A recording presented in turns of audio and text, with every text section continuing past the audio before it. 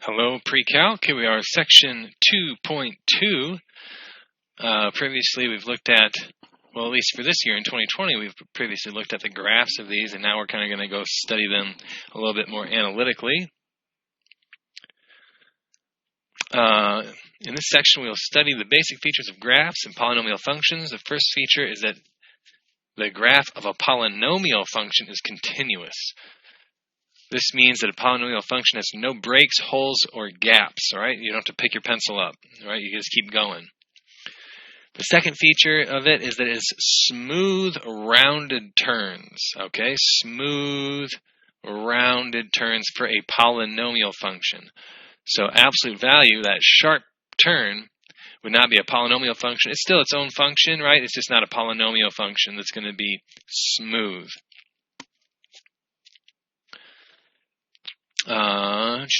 The graphs of polynomial functions of degree greater than 2 are more difficult to analyze than the graphs of 0, 1, or 2. However, using some of the features presented in this section, paired with the knowledge of your point plotting, intercepts, and symmetry, you should be able to make reasonably accurate sketches by hand. By hand, okay? Reasonably accurate. You can see that when n is even, the similar graphs of x squared and x to the fourth, okay, they both end up going up on each side. In the odd graphs of x to the third, x to the fifth, okay, they're both about the same there.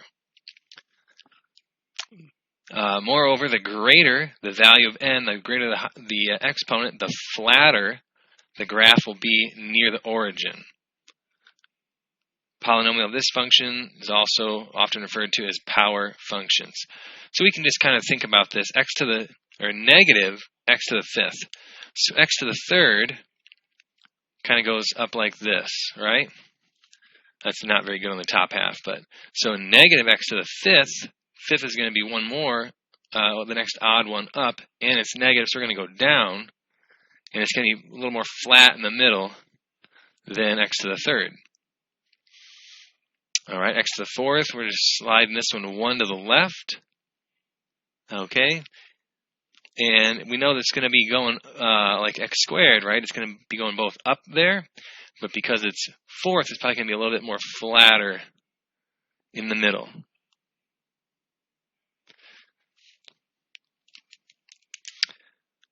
Note that both graphs eventually rise or fall without bound as x moves to the right. They eventually go off to infinity, positive infinity or negative infinity. And that's the next thing we're going to talk about.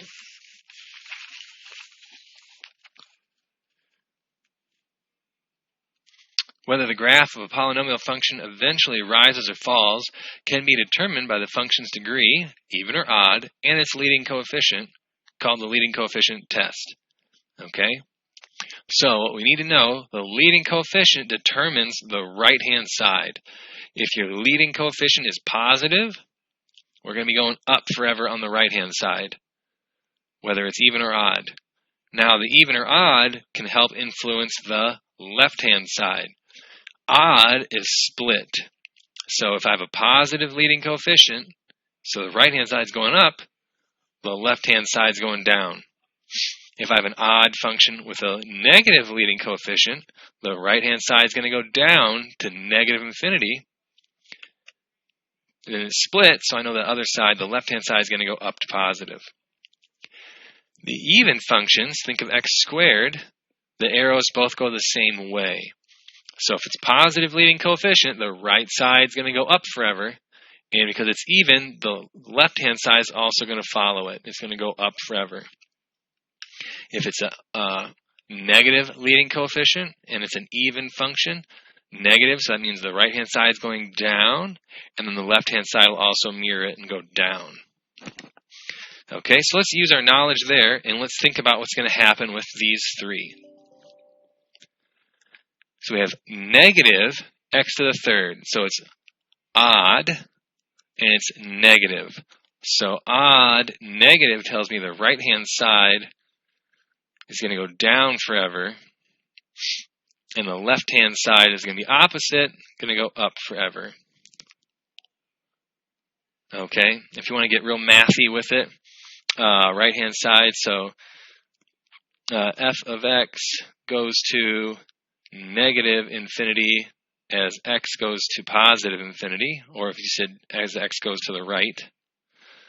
And then for the left-hand side, f of x goes to positive infinity as x's go to negative infinity or the left. Okay. X to the fourth, so it's even. Positive leading coefficient, so the right-hand side is going to go up forever. It's an even one, so that means the left-hand side follows it up forever. X to the fifth, so we have an odd function. It's positive leading coefficient, so I know the right side goes up forever. It's odd, so I know it's split. The left side goes down forever then. In example 2, the leading coefficient test only tells you whether the graph eventually rises or falls. Okay, other characteristics of the graph, such as intercepts, mins, and maxes, must be determined by other tests. So another important thing when just sketching these graphs are zeros. It can be shown that for a polynomial function f of degree n, the following statements are true. At most, it would have n real zeros. So if you have like x to the fifth, at most real zeros it could have is 5. It doesn't have to have 5, that's the most it could have. Also, let's stay with x to the fifth. It would have 5 minus 1, or 4 turning points, which would also be known as relative mins and maxes. Okay? Finding zeros of polynomial functions is one of the most important problems in algebra.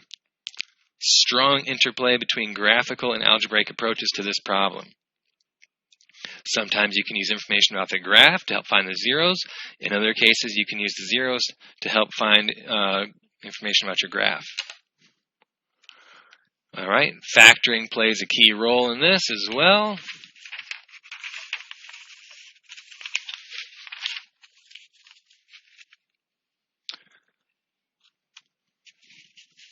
If f is a polynomial function, a is a real number, the following statements are equivalent.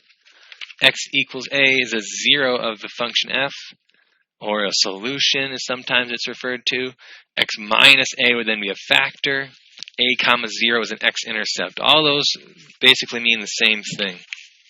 All those basically mean the same thing. Okay?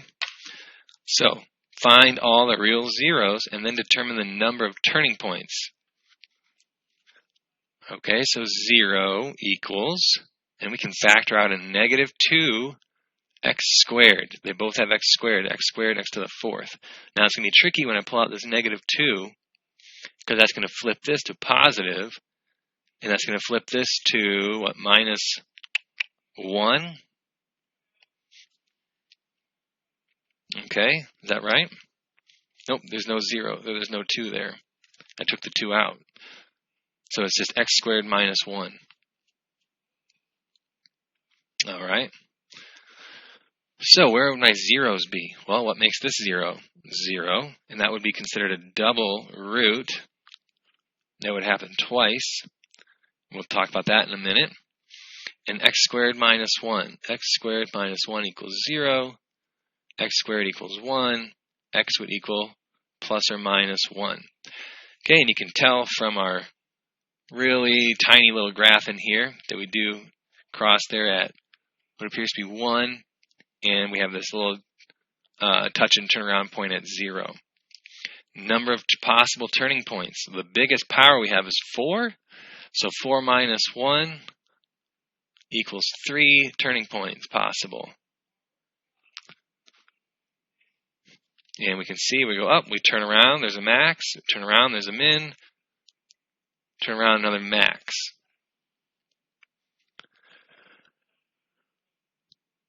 Because the exponent is greater than 1, the repeated factor of 0, right, negative 2x squared, will yield a repeated 0 at x equals 0. Okay? If it is an even power on that root, so a double root, it's going to touch and turn around. Odd power of roots, like if it's just happens once or 3 times or 5, then it would cross through. Okay, So that's why these only happen once. That's why they cross through. This one comes from this one squared, so it's a double root, and it's just going to touch and turn around at that point. Okay. To graph polynomial functions, you can use the fact that a polynomial function can change signs only if it's only at its zeros. So between two consecutive zeros, a polynomial must be entirely positive or entirely negative. Okay, this means that when a real zero of polynomials are put in order, they divide the number line into intervals where there are no sign changes. So between zeros, it's either all positives or all negatives. You can't switch from positive to negative. Being a continuous function, you can't switch from positive to negative without crossing the line. Okay, so if we have this one, 2x squared, again in the front, that leaves us with x minus 3, right? So we have a double root again, and we have a 0 at 3. It's x to the third positive, so I know it's going to go up and to the right, so I know we must be going like this. And this is a double root, and I know we have to finish going down. So it's going to slide up, touch, and turn around. So this is what it's saying. Here's a 0, here's a 0. If I'm negative here, I can't all of a sudden switch to positive without crossing over. So I know if I'm between zeros, I have to stay in that same spot. They're all going to be negative. Okay, intermediate value theorem, just between 2 points. So let's say like this one is 1, 5. And here we have like 4, 11, okay? So if I pick a point, if it's going from 1, 5 up to 4, 11, if I pick an x between 1 and 4, my y value is going to need to be between 5 and 11. And it's just going to keep squeezing it in that way. All right, that's kind of what your calculator does when it finds zeros. So that's what it's kind of talking about as we get down here. Okay, we switched from positive to negative right here. We switched from positive to negative between 0, 1 and -1, -1. We switched from positive to negative. So I know I have a root between 0 and -1. Okay, you can get closer by using more precise, smaller decimals. You can test between -0.8 and -0.7 and see what your y values would be. And that's what your calculator is doing. When you do second trace 0, left bound, right bound, it keeps squeezing it down closer and closer and closer until it finds where it switches from positive to negative, where it hits 0. Okay, so there you go, guys. Take a look at that stuff and see how the lesson goes, and we'll see you guys in class with questions. Thanks a lot.